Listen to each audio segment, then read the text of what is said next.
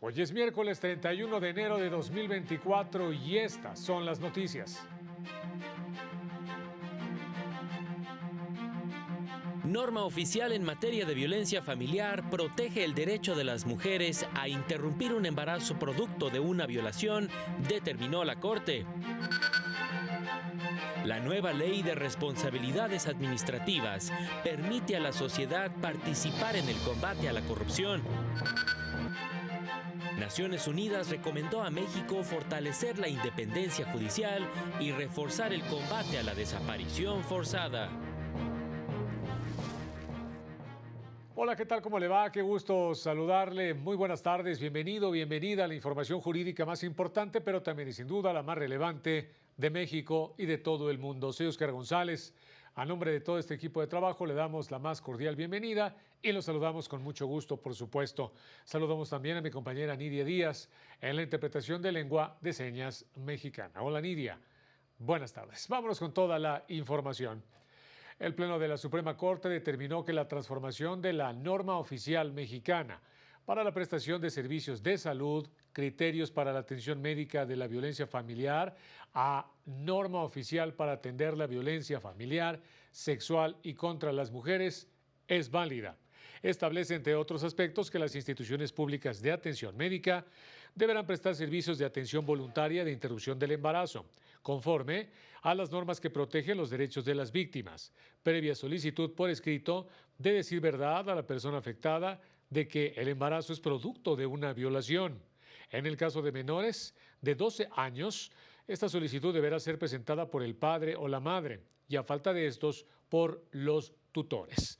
Modificaciones que fueron realizadas por la autoridad competente, en este caso la Subsecretaría de Prevención y Promoción de la Salud, acorde con la Ley de Víctimas, que establece que toda víctima de violación sexual debe tener acceso a métodos de anticoncepción de emergencia y de interrupción del embarazo. No se afectan las competencias del Estado de Baja California, que impugnó la norma para legislar en materia penal. Se reconoce el derecho de las mujeres y personas gestantes a interrumpir en este caso un embarazo y parte del principio de buena fe, en donde las autoridades no criminalizan ni responsabilizan precisamente a las víctimas de violación. La primera sala de la Corte determinó que la libertad de enseñanza prevista en el artículo 3 constitucional, fracción sexta, no es absoluta y está sujeta a la Rectoría del Estado, sobre todo en lo que corresponde a la educación básica. Precisa que no todos los servicios o actos que realicen las instituciones educativas particulares adquieren por sí mismos el carácter de servicio público. Solo aquellos que estén directamente relacionados con la autorización o reconocimiento de validez oficial. Si bien los particulares pueden impartir educación en todos sus tipos y modalidades, el artículo 1 de la Ley General de Educación establece que la educación que imparten con autorización o con reconocimiento de validez oficial se considera un servicio público y estará sujeta a la Rectoría del Estado, lo que no implica que deberán operar exactamente igual que a una escuela oficial, porque iría en contra de la libertad de los padres de familia o tutores de escoger para sus hijos escuelas distintas a las públicas. La segunda sala de la Corte determinó que en materia de responsabilidades administrativas, es procedente el juicio de amparo indirecto que promueve el denunciante de un acto de corrupción contra el acuerdo de conclusión y archivo del expediente o contra la decisión de la autoridad administrativa de no iniciar la etapa de investigación. La sala explicó que la nueva Ley General de Responsabilidades Administrativas promueve la corresponsabilidad y participación de la sociedad en el combate a la corrupción para una efectiva rendición de cuentas que genere un contrapeso, lo que se traduce en el derecho del denunciante a ser informado y contar con los recursos eficaces para impugnar el resultado dentro de un procedimiento.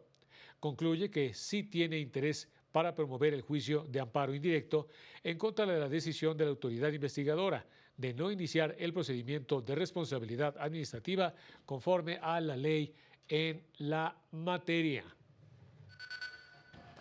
Bueno, y en otros temas, el magistrado Miguel de Jesús Alvarado Esquivel explicó a título personal algunos cambios fiscales que entraron en vigor en el presente año. Entre ellos, el aumento en la tasa de retención al ahorro bancario, que para este año será de 0.50%, lo que generará ingresos al gobierno por 12,000 millones de pesos, precisando que la norma grava la utilidad y no el capital.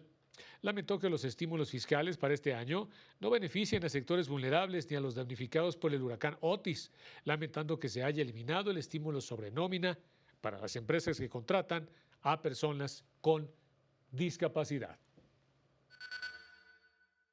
Por ejemplo, no hay en la ley de ingresos de la Federación ningún estímulo para los contribuyentes afectados por el huracán Otis. Ustedes saben que el 25 de octubre pasado azotó al puerto de Acapulco. Y fueron enormes los daños que todavía, desde luego, van a tardar quizás hasta años en repararse. Y todavía peor, fíjense, se eliminó el estímulo para los patrones que emplean a personas con discapacidad, entre otros casos. Recordó que en materia de endeudamiento, una minoría legislativa ya impugnó las disposiciones que autorizan al gobierno federal contratar deuda hasta por 1,990,000 millones de pesos. Indicó que las disposiciones fiscales y las misceláneas son las que más impugnan los contribuyentes a través del juicio de amparo. Como parte de su campaña para difundir y promover la cultura jurídica, el Consejo de la Judicatura Federal explicó en qué consisten las reglas mínimas de las Naciones Unidas para la Administración de Justicia para Infantes, también conocidas como reglas de Beijing, un instrumento jurídico aprobado en 1985, el cual reconoce que la juventud constituye una etapa inicial del desarrollo humano que requiere participar y, en particular, atención y asistencia para su desarrollo físico, pero también mental y social, y que necesita protección jurídica en condiciones de paz, libertad, dignidad y seguridad. Entre otras cosas, explica las pautas a seguir para el tratamiento de menores en conflicto con la ley, las obligaciones de las autoridades y los derechos de los menores en el dictado de las sentencias, así como su tratamiento dentro y fuera de los centros penitenciarios. La Unidad General de Conocimiento Científico y Derechos Humanos de la Suprema Corte recordó las recomendaciones que Naciones Unidas hizo al Poder Judicial de la Federación durante el examen periódico universal de 2018, entre las que están garantizar la independencia de la judicatura, incrementar la representación de mujeres, pueblos indígenas y migrantes, aplicar integralmente la legislación federal sobre desaparición forzada, reforzar las medidas para enjuiciar las agresiones contra periodistas y defensores, así como mantener la cooperación con la comunidad internacional. Para dar cumplimiento a estas recomendaciones, el Poder Judicial celebró la implementación del nuevo sistema acusatorio adversarial de justicia penal y la legislación contra tortura y desaparición forzada, al igual que las mejoras al sistema de justicia penal y las medidas para combatir la discriminación y la tortura. El tercer tribunal colegiado en materias civil y de trabajo del Quinto Circuito estableció que corresponde a los tribunales colegiados en materia administrativa conocer de los recursos que interpongan los jubilados del Seguro Social en el juicio de amparo indirecto cuando el acto reclamado sea el descuento a su pensión, relacionados con la recuperación de los créditos en efectivo que otorgaron empresas comerciales.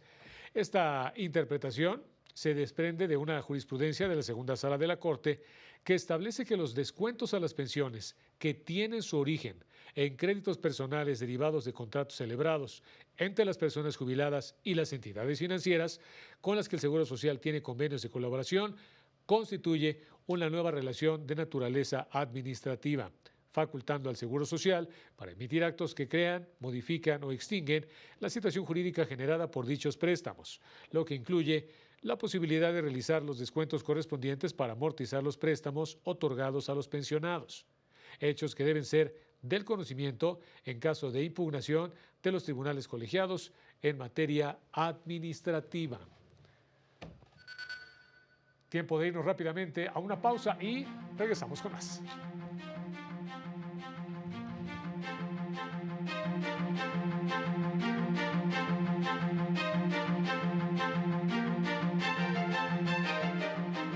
Al regresar, La JUFED rechazó que juez de distrito en Tamaulipas beneficie con sus decisiones a integrantes de grupos delictivos.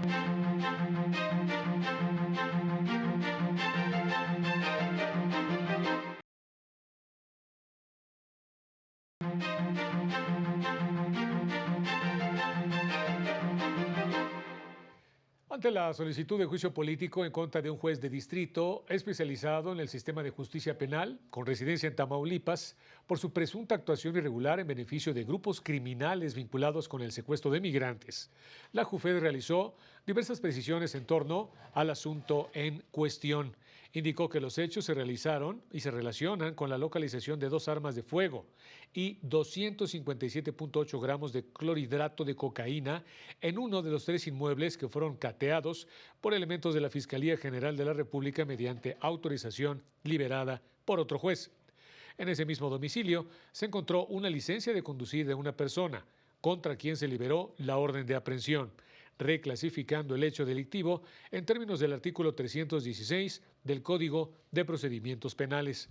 La captura, de acuerdo con la FGR, se realizó el 20 de enero. En la audiencia inicial, la defensa solicitó un receso para hablar con el imputado y conocer la carpeta de investigación, toda vez que la Fiscalía no les entregó copia para conocer los delitos que le fueron imputados, entre ellos delincuencia organizada y posesión de armas de fuego de uso exclusivo de las Fuerzas Armadas. El juez determinó no vincularlo a proceso debido a que no se cumplió con lo previsto en el mencionado artículo 316, es decir, la existencia de pruebas contundentes que demostraran que el imputado había cometido sus delitos y el único dato de prueba que lo vinculaba con los hechos, la licencia encontrada en el domicilio, era falsa.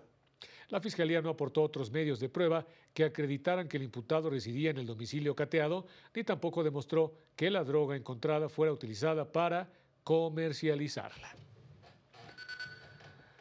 Se encuentra disponible la 4ª entrega del podcast del Consejo de la Judicatura Federal, Te Escuchamos. Esto con la participación del asesor jurídico de la Defensoría Pública, Julio Alberto Salgado. Trata sobre la discriminación que sufrió una niña con discapacidad auditiva por parte de autoridades encargadas de entregar útiles y uniformes y cómo se hizo valer su derecho a obtener este beneficio. Conozca esta y otras historias de defensa de los derechos humanos en el podcast Te Escuchamos, disponible en esta plataforma, Spotify.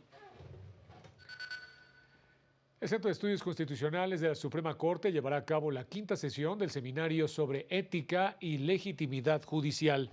Se enfocará en la doble dimensión del derecho y la duplicidad del abogado, con la participación del Máximo de la Torre. Él es catedrático de la Universidad de Canzarro, Italia. Este próximo 20 de febrero, a partir de las 10 horas, puede registrarse para seguirlo en línea en las redes sociales de la Suprema Corte.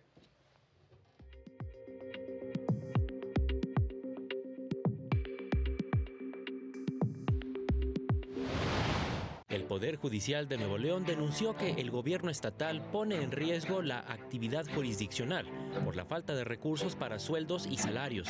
Señala que este mes recibió 20% menos fondos que en el mismo periodo de 2023 y que esta situación se repite en diversos organismos autónomos.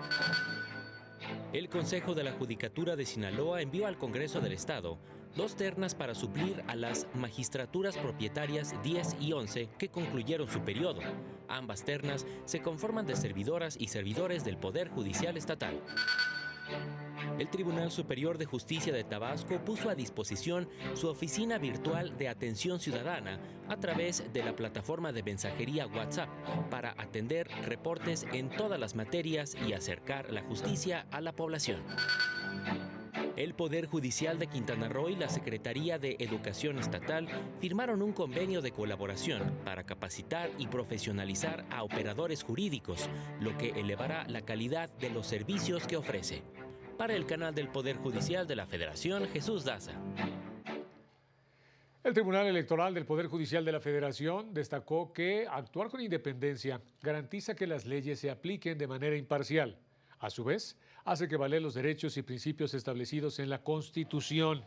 En la impartición de justicia electoral, la toma de decisiones, se indica, debe estar ordenada por la recta voluntad y la sana crítica del juzgador, de manera autónoma y orientada solo por la ley.